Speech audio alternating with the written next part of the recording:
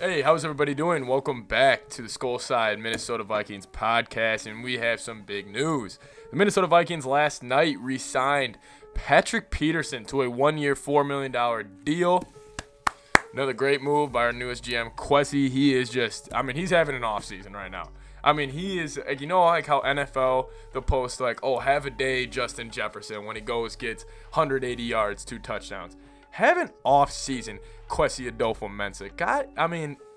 Anyways, I'll be explaining why I'm so excited about this signing in a minute, but why I think the Vikings are going to draft Derek Stingley. I think with this Pat Pete signing, I think it means they're taking Derek Stingley, and I'll be explaining my thoughts after the break right here. But thank you guys so much for the support on the channel. It really means a lot. When we talk about the Patrick Peterson signing and why I think now the Vikings are going to draft Derek Stingley Jr.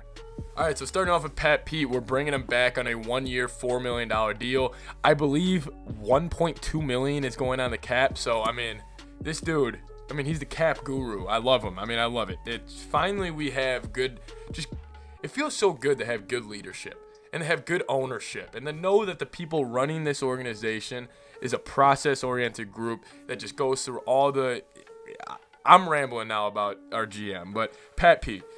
He's a corner, obviously 6'1", 220 pounds, and last year he had a pretty solid season until injuries obviously derailed him, and he was in and out of the lineup for the later half of the year. But the main reason that I think they brought him back is the mentorship, is the leader side of it, and I think that's something that he's embraced. He embraced it when he was coming here, talking about guys like Jeff Gladney and Cameron Dantzler, but now with the Vikings having the 12th overall pick, he mentioned in this interview when he broke the news that he was returning that he fully expects the Vikings to draft a corner, and some of his responsibility would be to mentor that corner. Like I said, he had a very strong year last year. Yes, he's lost a step. I would be lying to you if I said Pat Pete has not lost a step and he's the same guy. But it's not like he's fallen off the cliff. I feel like some people think Pat Pete's just like this old washed corner and he's only there for the locker room aspect and the mentorship aspect of the game.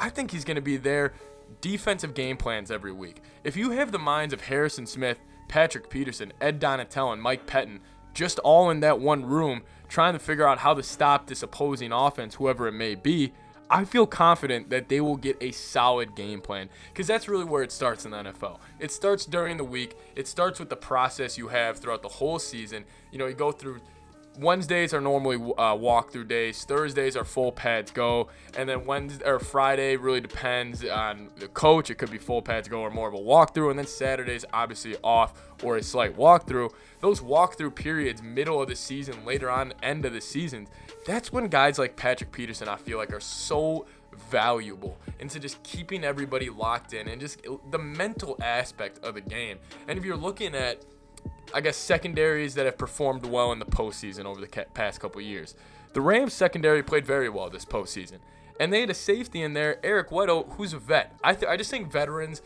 in November, December, and especially playoff football in January and February, they mean way more than even I may think. Even I have them valued. I just think that having that smart brain, having that good guy, good energy in the locker room is huge. Now, to my main point. I think the Vikings are giving us insight on that they are drafting Derek Stingley with re-signing Pat Pete. Now, obviously, this is just a hunch. There's no real source I have for this. I'm just going to try to put my mind or myself inside the mind of the Vikings real quick. So, there's 3 corners that I think the Vikings are going to take that could take at 12. Sauce Gardner, Trent McDuffie, and Derek Stingley. I just think Sauce Gardner is going to go top 10. I just think there is so much hype around this kid, and there's really no concern about him, and he's got a seriously high ceiling. The Vikings got him. Again, he's a Pop the Remy type of guy. He's a bouncing off the walls type of dude. I just don't think Sauce Gardner will be there.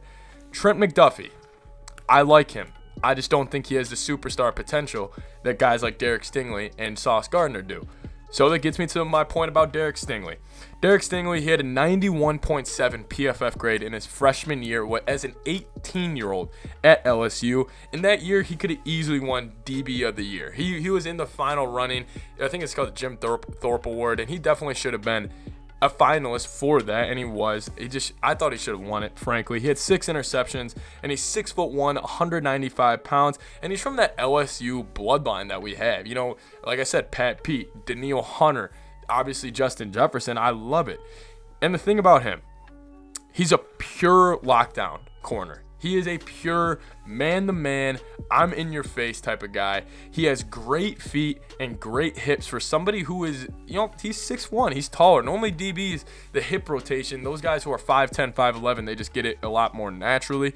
But his one problem, I think that we've seen, is injuries and consistency. I think this is where Patrick Peterson comes in. Obviously the injuries, can't really do much about it. It's not like he's had like the same knee re-injury or the same like muscle tore over and over again. It's nothing like that. He's just had some bad breaks. The consistency part and the tackling part, those are his 2 weaknesses. He's not the best tackler. He just doesn't really have an interest in tackling, and maybe that could have been just a college life, and once he gets to the pros, it could be something that he just flips on his head, but also playing consistent football. Again, that's where I think Patrick Peterson comes in.